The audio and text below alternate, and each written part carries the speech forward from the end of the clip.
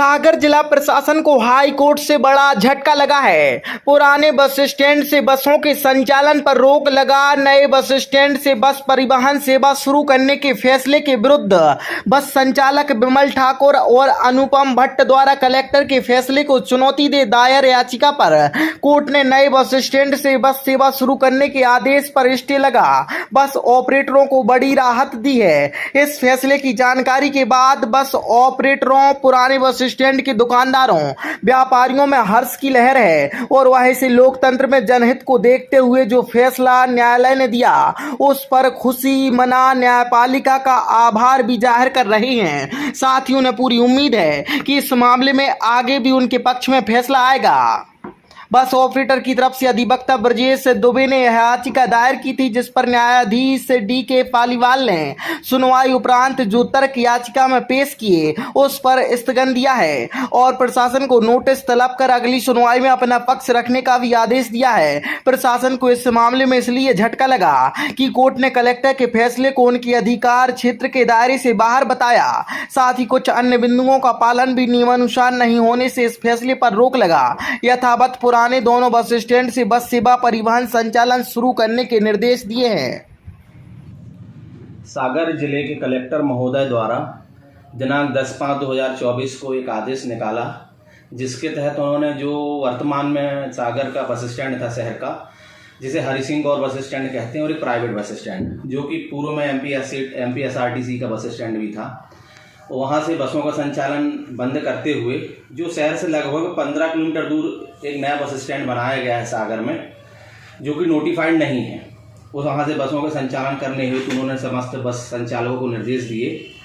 उस आदेश को बस संचालक विमल सिंह ठाकुर और अनुपम भट्ट द्वारा माननीय उच्च न्यायालय में चैलेंज किया गया और इस आधार पर याचिका यहाँ प्रस्तुत की कि मोटर व्हीकल एक्ट के सेक्शन 96 और एमपी मोटर व्हीकल रूल्स 204 के तहत केवल आरटीए को अधिकारता है कि बस स्टैंड के संबंध में नोटिफिकेशन निकाले और वो नोटिफिकेशन राजपत्र में उसका प्रकाशन होना चाहिए। माननीय सुप्रीम कोर्ट ने भी इस संबंध में अनेक निर्णय दिए हैं, जिसके तहत माननीय सुप्रीम कोर्ट ने भी यह नया दृष्टांत दिया है कि बसों का संचालन नोटिफाइड बस स्टैंड से ही होता है।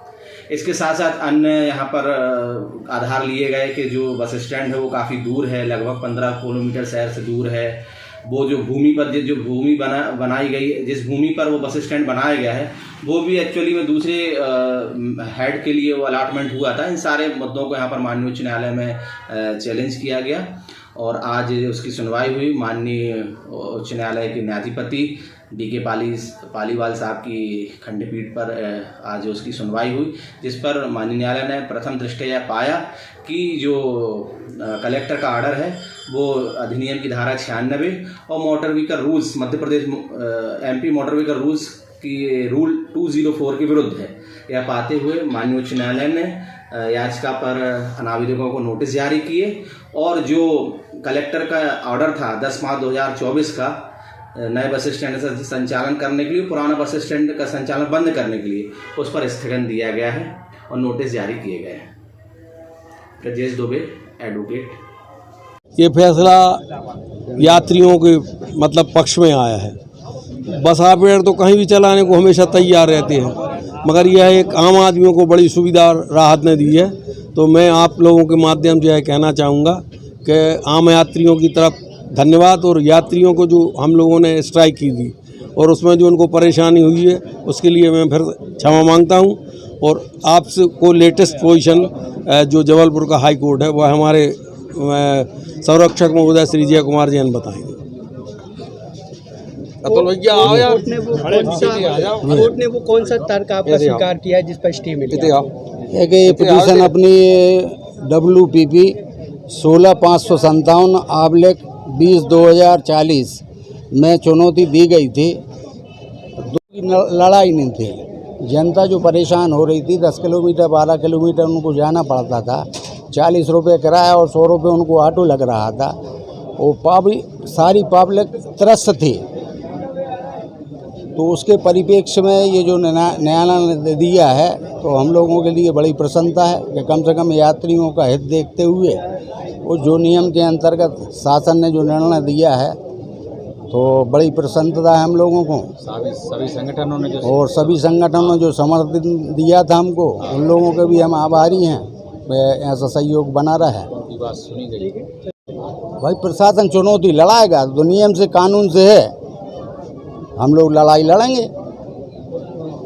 तो भाई नियम के अनुसार इसका जो है बस स्टैंड का चेंज करने का अधिकार कलेक्टर को नहीं है। पहली चीज़ नियम में ये है कि जब भी कोई भी बस स्टैंड विस्थापित करके दूसरी जगह स्थापित किया जाता है तो RTA मतलब रीजनल ट्रांसपोर्ट अथॉरिटी उसका राजपत्र में प्रकाशन करती है, 30 दिन की आपत्ति बुलाती है, उसके बाद निर्णय होता है कि बस स्टैंड ट्रांसफ़र होगा।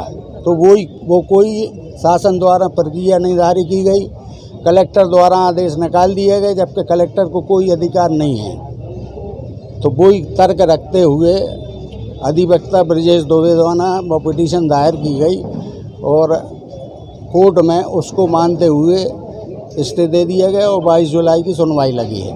ये कब दायर की गई थी? ये अभी शनिवार नहीं ये काफ़ी प्रसन्नता का अनुभव हो रहा है। लग रहा है कि आज भी लोकतंत्र जिंदा है। जो तानाशाही पूर्ण रवैया शासन प्रशासन का सागर में कुछ दिनों से देखने के लिए मिल रहा था, आज उस पर अल्प विराम ही सही लेकिन विराम देखने को मिला है। और हम यही कोशिश करेंगे, चूँकि ये जो हमारे पास स्टे ऑर्डर है ये 22 जुलाई तक के लिए है, लेकिन हम प्रयास करेंगे कि आगे तक चलता रहे। और न्यायालय जो हमारे माननीय उच्च न्यायालय है, मैं उनकी काफ़ी सराहना करना चाहूँगा और बोलना चाहूँगा कि आज भी देश में नैतिक जिम्मेदार लोग हैं और जो जिनको गरीबों की और जो छोटे छोटे दुकानदार हैं या जो यहाँ के कर्मचारी हैं उन सब की चिंता है। तो मैं उच्च न्यायालय के लिए बार बार धन्यवाद बोलूँगा।